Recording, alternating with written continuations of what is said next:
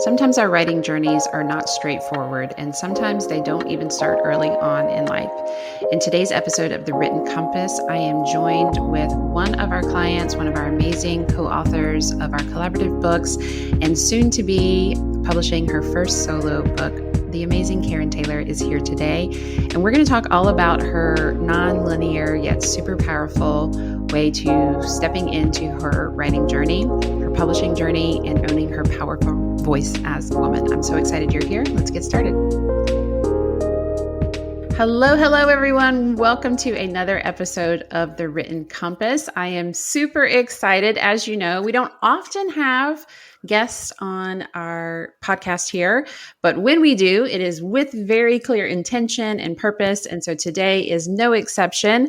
I'm excited to have the amazing Karen Taylor here. Welcome, Karen. Thank you very much. And thank you for having me. I appreciate it a whole lot. Karen and I go way back. Can I give a little behind the scenes, Karen? Sure. So Karen, go ahead. You tell. Oh, I'm sorry. Actually, Shayna and I met where we taught together, but before we taught together, she was one of my mentors for my master's degree thesis. And then I got my master's. After I got my master's, I started teaching at that same university. So we've known each other for a really long time. Mm-hmm. And I've always admired her professionalism and her intelligence. Those are two big things that I admire, especially in women. So, I'm a big advocate for women.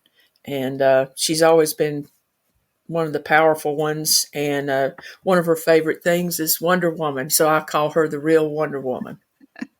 I love it. And same back to you. Yeah, I love some of my best relationships and just connections with humans, particularly women, is through the thing that I love and talk about, which is writing. And that was what I got to support you on in your master's thesis and just all the various moments of writing for you and teaching writing and, having conversations around that. So it's been really fun of how we are connected and now reconnected through your writing journey, which we're going to get into. But I want to introduce Karen and her amazingness just in general. She is an English instructor and writing center coordinator at a local community college near her home in Western North Carolina.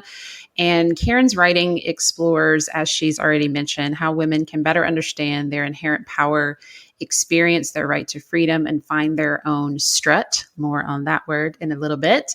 And Karen is also the mother of 3 sons, 1 biological and the other 2 acquired. We love hearing the stories of your sons, of which she is fiercely proud. She calls herself humorously inappropriate, and when not writing, she can be found loving on her dogs, or probably anybody's dogs, right? Right. And enjoying the beach, of course. Yay. So Karen, let's kind of get started on just what is your relationship or has been your relationship around writing? Well, it's interesting that when I was very, very young, I mentioned to my grandmother, who I looked up to a lot, and I mentioned her once that I would like to be a writer. And she goes, "Oh, you don't want to be a writer. They live in their own world." And so because I was young and I really thought every word that came out of her mouth was the gospel, I kind of let that affect me, whereas it took me a really long time to get back to the writing. But I don't look at that as a negative, because I feel like, at least in my experience, life has given me more material than perhaps it would have if I had started younger. So this journey, I think that was a benefit, even though at one point in my life, I thought, dang, I've wasted so much time, but I really don't think I've wasted time now. As you get older, hopefully you get a little bit of wisdom. And that's one of the things that I've come to realize, that maybe that happened for a reason.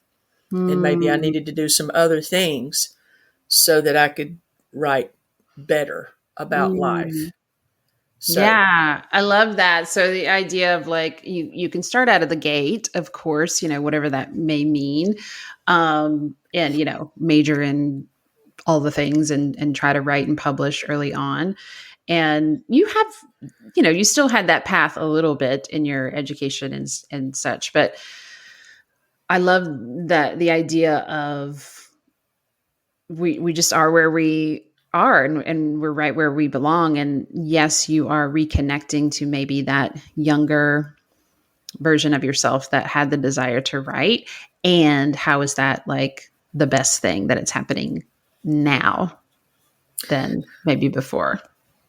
It's and like you said, just because it worked out that way for me doesn't mean that people who want to write early Sure. shouldn't. I think for absolutely, um, but I think as for myself especially, some of us have to learn some things before we can write so that we make sense to others. Hmm. Um, and, when you're young, you see things so differently than when you get older. Your perception changes with each stage of life.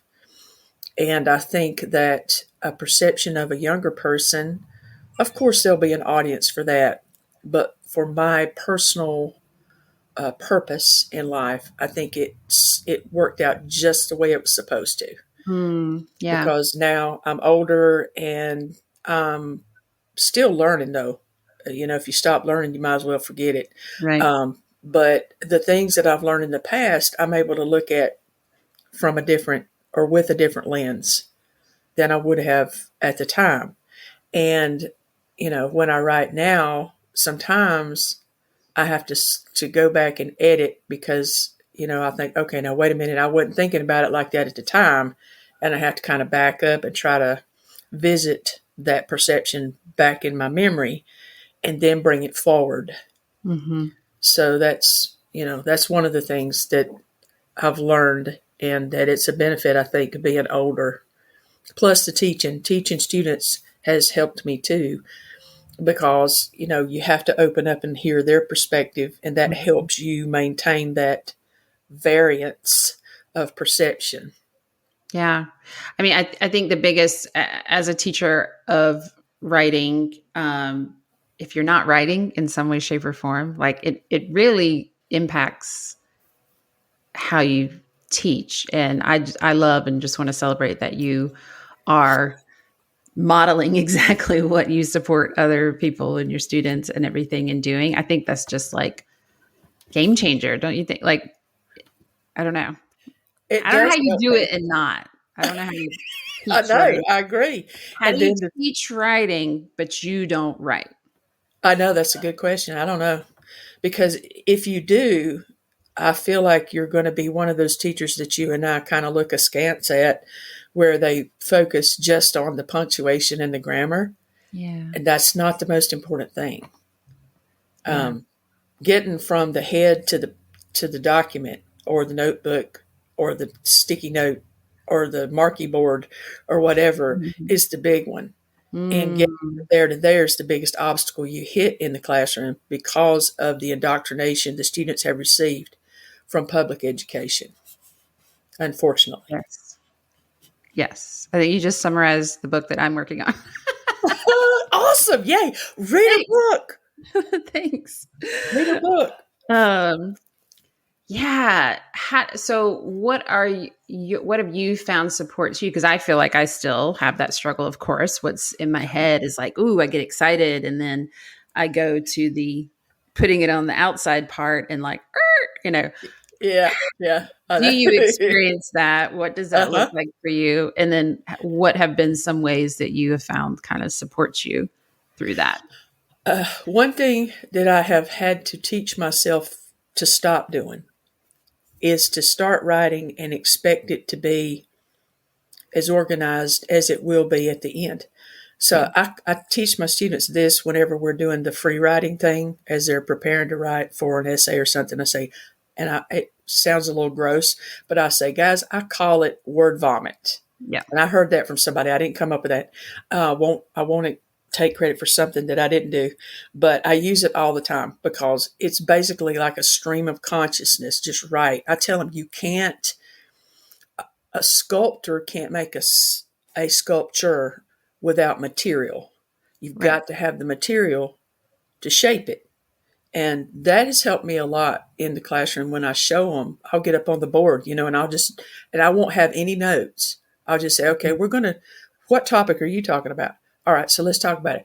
Whoo. And we just put a bunch of stuff on the board. Mm-hmm. And it's a demonstration to show them, look, this is just think it out and put it down, and then you can shape it, move it, cut it, add to it, whatever. And that's one thing that I've used for myself that has Mm-hmm. benefited the students, I think. Yeah. I love that. And I love the sculpture analogy. As you said it, yeah, you can't sculpt, you can't create out of nothing. So something has to be down in front of Yeah. you. And then also I think of, the sculpt, I don't know what the word is, sculpting knife, whatever the I don't know tool what they're it is using. either. You know what I mean? I have the visual of it. I have no idea what the term is. Somebody can tell us. But, it's not in the first, whoosh, you don't just do one whack and then Right. there's a whatever, right? There's a lot of, I mean, you've watched a potter on a wheel. Our good friend, fellow writer, fellow teacher, Jennifer Buckner. I know Brilliant she woman. smashes that clay back down and starts over again. But I love that, and it's such a good reminder of you just have to start, and you can't expect the final to come out at first stroke or first Right. finger to key Yeah. kind of thing. Yeah, that's such an important reminder. So thank you for sharing that. And Karen, you are in our working together. You've contributed to 2 collaborative books, Capturing the In-Between, and then our most recent one, Unveiling the Secrets. And I know you'll come and support the next one that we're doing. Absolutely. And that's been so fun. So talk a little bit about, these were collaborative books for those of you who don't know, and we've been kind of talking to all the authors from Unveiling the Secrets, but Karen has actually contributed to 2 of our collaborative projects. Talk to the listeners a little bit about writing, contributing to something where you're not the only author, where there's multiple authors. Like, what was that like? How did that support you? Anything that, found difficult? Just talk a little bit about that experience. All right. We had a lot of sessions that we were able to attend together, which I found to be just really a lot of fun. Mm-hmm. And you could hear other women and you could feel how they were nervous about it, just like we all are when we're writing and everything. We had some fun. We laughed about stuff. And, we didn't see each other's work a whole lot, just every now and then a little piece here and there. But it was the conversations that were really supportive around it. And then when the books came out, it was just like, wow, this is really cool the way all this just kind of came together and meshed perfectly with all these different voices. It was a good experience, and I mean I'm looking forward to the next one just because of that, because you have this community of women coming together, writing, talking about stuff that a lot of times they might not talk about to Mm-hmm. other people or outside of that community. And I mean, these are soul bearing, cut it open, let it profusely bleed. And it was fantastic. And if anybody's out there listening and you want to do this, you need to sign up with Shayna. I'm telling you, We are women opening secret. yes, we are in our enrollment period for the next one for 2024. So absolutely. We want to hear from you. So send me a message if that's something you're interested in. And now your first solo book is Yeah. getting ready to come out very, very soon. A few weeks after this episode drops. So be on the look for that. And so tell us, what was that transition like to go from contributing several pieces? And just so y'all know, in Unveiling the Secrets, we kind of used an alphabet theme. So we sort of it was a mix of like we either a letter inspired our piece or we kind of wrote our piece and then decided which letter kind of best fit it for the title and things like that. So Karen has Mind Your Own Hair Business, H, and then she had Voice, V for that. So that was really powerful. And now tell us a little bit about your upcoming solo project. Well, the funny part is one of the book coaches with Shayna, Cindy. Urbanski always says, have more than one project working. So if you get sick of one, you can move to the other. And I did the whole time. And the collaborative work we did kind of fed in a little bit to my book, even though my book's it's got some personal stories in it, but there's also, I hope, a universal theme going out for all women, and that really helped me with that. Just hearing how some of the women talked about things and we would discuss things, and I would take that into my mind and write down some notes later for a way I wanted to treat something, in my book. It was very helpful, and it also helped me when I got frustrated, maybe when the words weren't coming like I wanted them to, or I would read it and I'm like, "Oh, this is shit," but it's a normal thing, and I knew it when you know it when you teach writing. But when you put it on your own personal self, you have to sometimes have that accountability for your friends in the writing group. I'm like, yeah, uh, just do it. Just do it. So it's been a up and down journey, but more ups than downs, I would say. And anybody who has any kind of project that they'd like to put out into the world, you're going to be nervous. Mm-hmm. You're going to be anxious about it. You're going to say, "Oh shit, what have I done?" You're going to think about maybe some people with some negative feedback.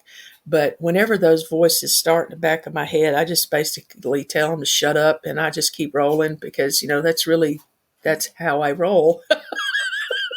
So Well, and I want to say too, Karen, you one part. It's been really interesting. So Karen's upcoming book, so you can be on the lookout for it. We'll have it in the show notes. Is learning to respect my strut, my journey as a woman warrior, and y'all cannot wait to see this cover and this interior, and it's just going to be such a fun, amazing book for folks to explore.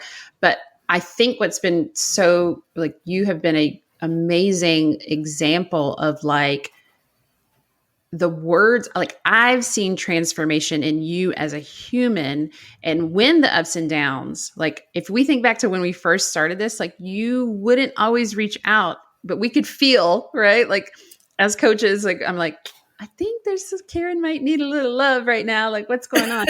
And then slowly but surely it's like it was this really interesting recursive, like as you dove deeper and as we leaned in more to what you wanted your book to be and what you were really saying and the kind of overall, so what we like to say forward, and you got really clear and honest about that, it was like then you would reach out more when you were in a dip or in a celebration, and like that was just really really powerful to see. So it was so cool how you came to this to write a book, and I just want to honor and celebrate like just this amazing kind of opening and transition. And I don't want to project onto you, but that's what I have observed as your loving support behind the scenes. What do you hear in that, or what resonates? What do of any of that?